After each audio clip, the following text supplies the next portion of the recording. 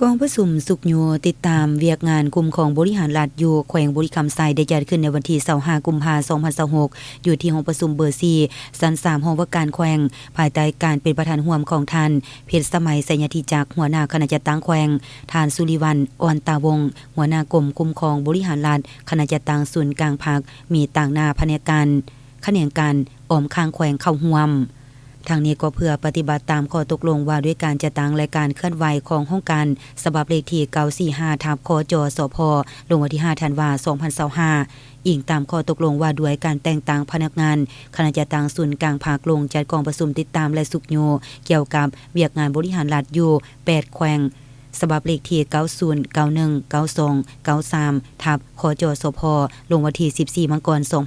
2026ห้องการคณะจัดตั้งศูนย์กลางภาคได้ปฏิบัติตามแผนการเคลื่อนไหวของกรมพัฒนาการบริหารรัฐได้จัดกองประชุมติดตามและสุขโยเวียกงานบริหารรัฐตามทิศสีนำของคันเทิงภายหลังได้มีการปรับปรุงกงจักรตามมติว่าด้วยการปรับปรุงกงจักรการจัดตั้งฉบับเลขที่03ทับคบสพลงวันที่12มีนาคม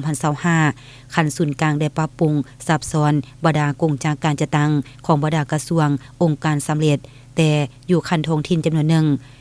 การปรับปรุงอยู่บดาแขวงโดยเฉพาะการซับซ้อนกงจากและการจัดวางบุคลากรยังมีบางข้อคงค้างฉะนั้นเผยให้เวียกงานการปรับปรุงกงจากการจัดตั้งให้สำเร็จและมีความเป็นเอกภาพกัน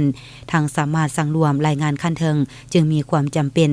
ต้องเคลื่อนไหวในการติดตามและสุขโยเวียกงานบริหารรัฐอยู่แขวงโดยกำหนดเอาบรรดาแผนกการองค์การอ้อมข้างแขวงเป็นเป้าหมายในการลงเคลื่อนไหวติดตามจึงได้จัดกองประชุมนี้ขึ้นอยู่ห้องว่าการแขวงเพื่อรายงานสภาพการปรับปรุงกงจากการจัดตั้งตำแหน่งงานการแบ่งขั้นคุ้มครองการคุ้มครององค์การจัดตั้งสังคมและเวียกงานศูนย์ประตูเดียว